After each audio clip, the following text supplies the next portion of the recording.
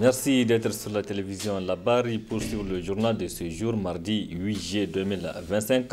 Mesdames, Messieurs, bonsoir et bienvenue à tous. Nous débutons ce journal avec les épreuves écrites du brevet, des examens du baccalauréat session 2025 qui ont débuté ce mardi 8 juillet 2025 sur l'ensemble du territoire national. C'est le ministre de l'Enseignement supérieur, de la Recherche et de l'Innovation technologique qui a officiellement donné le coup d'envoi de ces examens du baccalauréat. C'était en présence du gouverneur de la région de Niamey et ses Britanniques militaires de Niamey qui a servi de cadre pour cette cérémonie de lancement officielle qui nous résume Sekina Sadou Gazibo et Abakar Saleh. C'est à 8 heures pile que le ministre de l'Enseignement supérieur, de la Recherche et de l'Innovation technologique, avec le gouverneur de la région de Niamey, le général de division Asuman Abdou Harouna, ont lancé les épreuves du baccalauréat session 2025. Ils sont au total 73 956 candidats répartis en 198 jurys à subir ces épreuves pour l'obtention du premier diplôme universitaire. C'est le lancement officiel de cet examen du baccalauréat session 2025. L'année dernière, c'était dans un établissement privé. D'accord. Cette année, c'est dans un établissement public particulier qui est le Britannique militaire. C'est la toute première fois qu'on le fait ici. L'épreuve commence à 8 heures sur l'ensemble du territoire, donc tout se passe très bien. L'organisation est parfaite. Comme je l'ai dit hier, il s'agit de 13 956 candidats qui passent ces épreuves du baccalauréat. 44% des filles, donc 32 134 je crois. Donc pour 9 filières et séries, pour un total de 198 jurys à travers le pays. Donc, on leur souhaite bonne chance pour ces épreuves. L'année s'est très bien passée, donc on n'a pas d'inquiétude par rapport à cet aspect. Donc, ils sont censés avoir le maximum de connaissances pour pouvoir répondre aux questions. Le ministre n'a pas manqué de prodiguer des conseils aux candidats. C'est de se concentrer, bien lire les épreuves et respecter les différentes consignes par rapport au comportement qu'on doit éviter pour ne pas se faire prendre inutilement. Le lancement officiel a eu lieu au Britannique militaire, devenu centre pour la première fois, a mentionné le gouverneur. Le centre nouvellement créé, qui est le Britannique militaire, dans le cadre du lancement des épreuves du bac 2025. Comme a dit M. le ministre, l'année s'est passée normalement.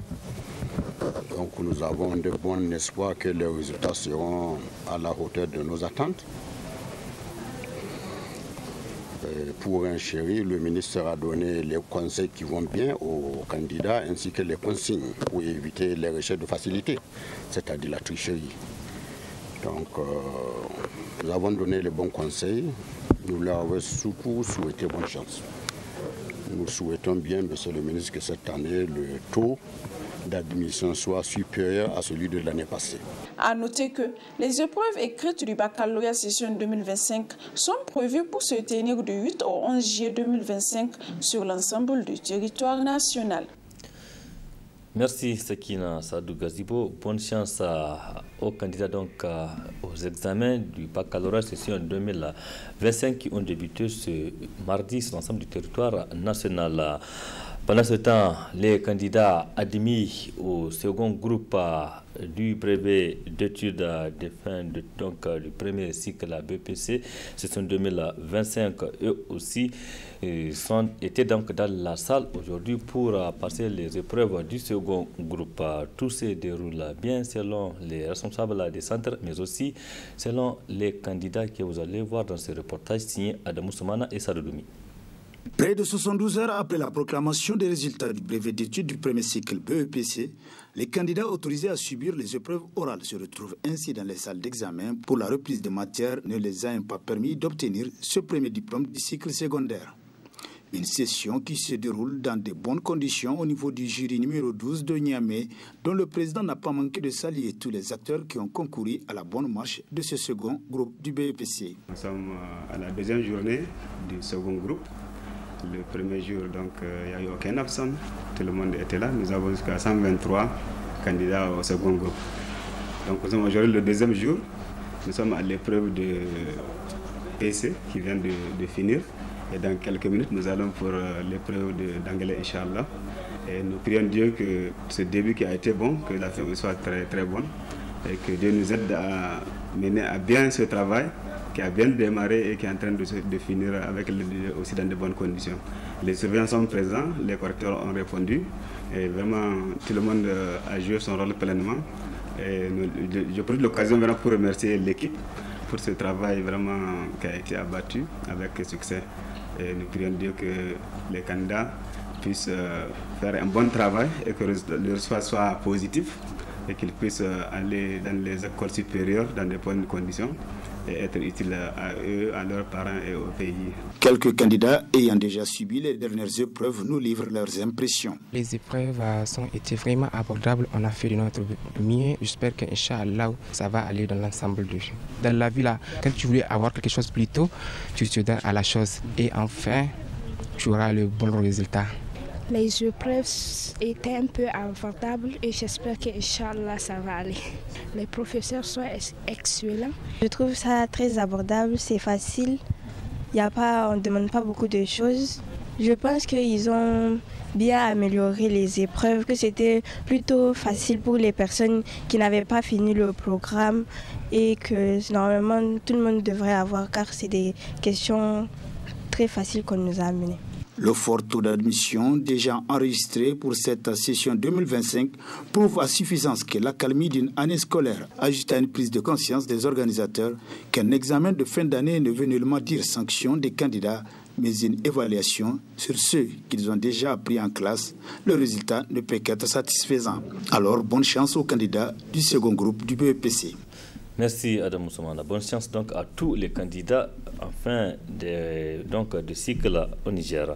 Les habitants de la partie du quartier Dar es Salaam de Niamey ayant connu une inondation tout récemment à la suite d'une forte précipitation enregistrée peuvent désormais dormir sur leur laurier. En effet, grâce à la promptitude de l'arrondissement communal Niamey 1, le problème qui assaille ces habitants connaît un début de solution. C'est ce que vous allez voir dans ce reportage signé Adamou Soumana et Salou Dongi.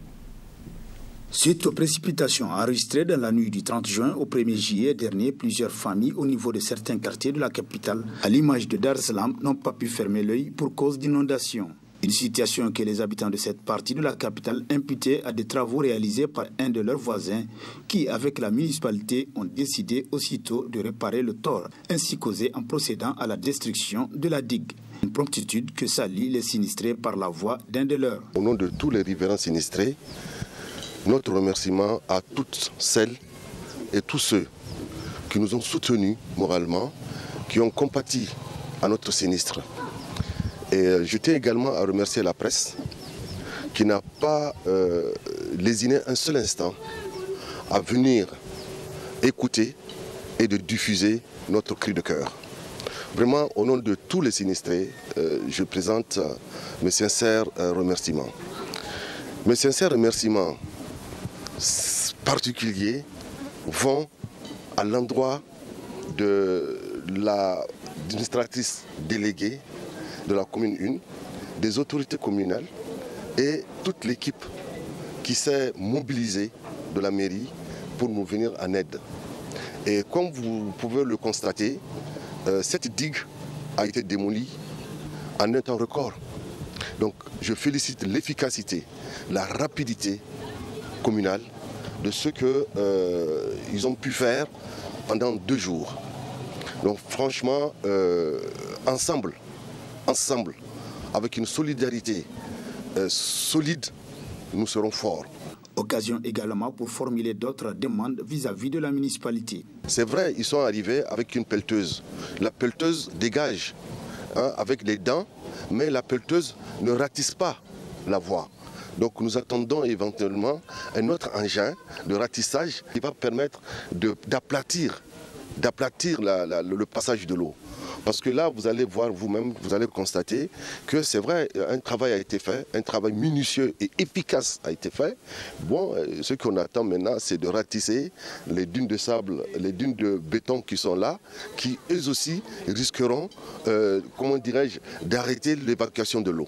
C'est ce que nous attendons dans les prochaines heures, dans les prochains jours, ce travail-là.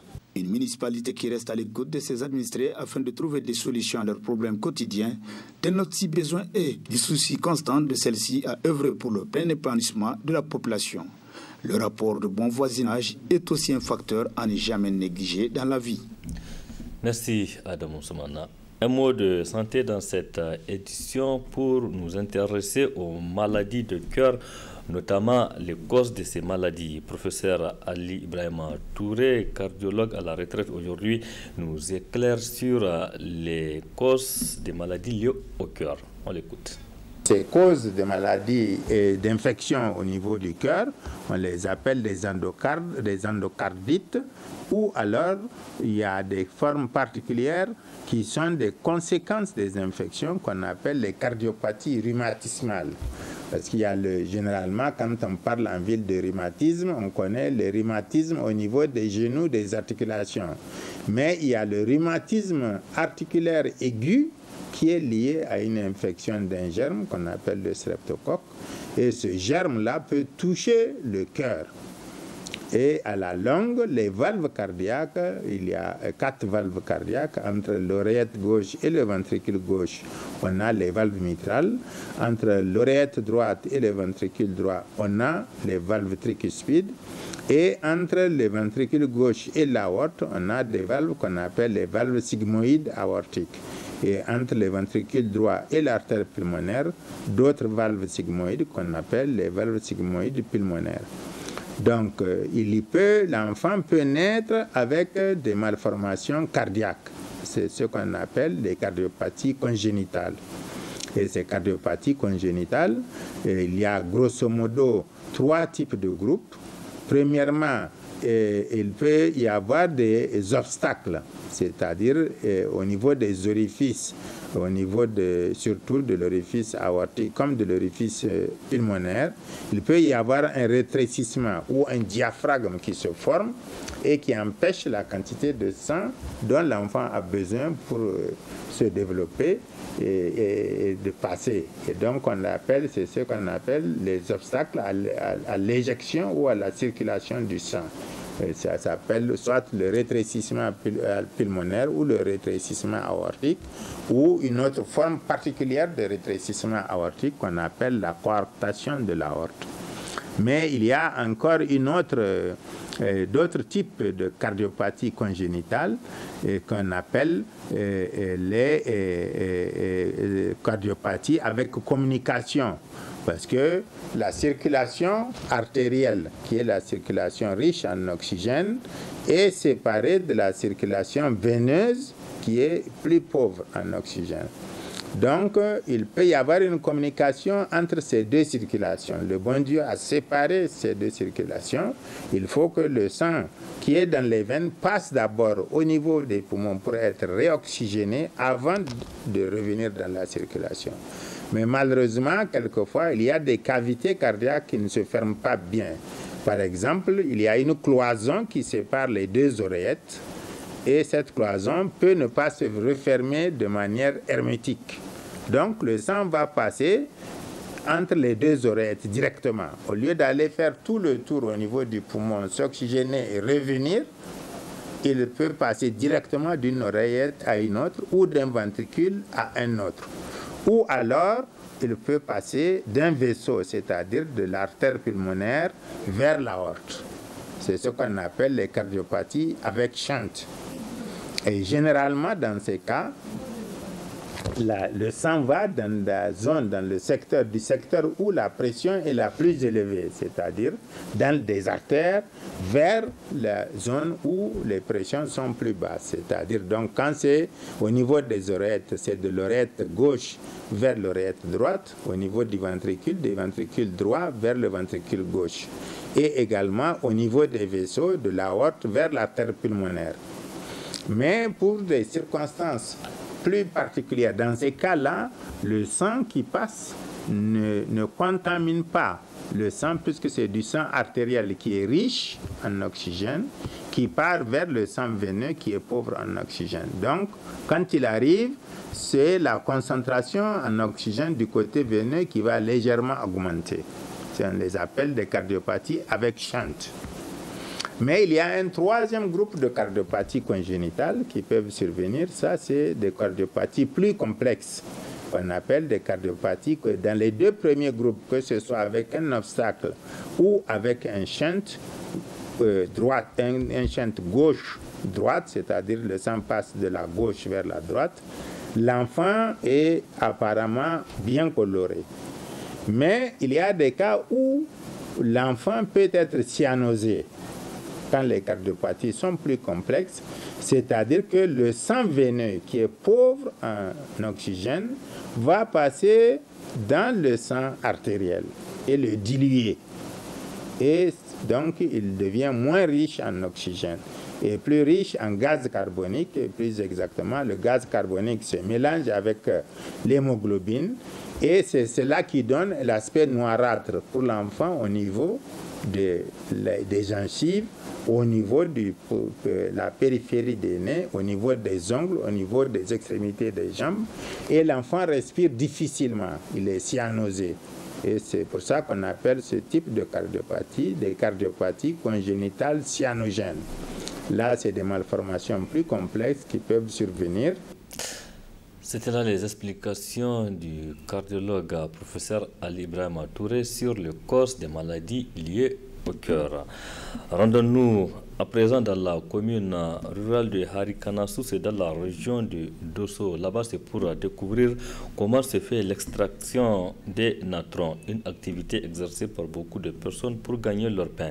Reportage Nefissa Yahaya Ibrahima Boudou. Située dans le Boboy, une vallée fossile du fleuve Niger, la commune rurale de Harkanassou regorge d'énormes potentialités économiques, parmi lesquelles on peut citer l'extraction du natron. Cette activité, dont seuls les habitants du village maîtrisent les méthodes d'extraction, est exercée par Soumana Moussa depuis plusieurs années. J'ai commencé cette activité depuis ma tendre enfance. L'extraction du natron est un travail de longue haleine qui demande beaucoup de patience. Le travail peut durer 40 jours, mais pendant ces 40 jours, on peut faire jusqu'à 10 extractions. On peut gagner 20 000 francs, 2 fois 40 000 francs par extraction. Ça nous permet de subvenir aux besoins de nos familles. Entre autres problèmes auxquels fait face Soumana dans cette activité, c'est l'insuffisance du bois de chauffe qui lui permet d'accélérer le travail. Notre plus grande difficulté, c'est le bois de chauffe. Les cultivateurs ne nous permettent pas de couper le bois de leurs champs et encore moins les forestiers.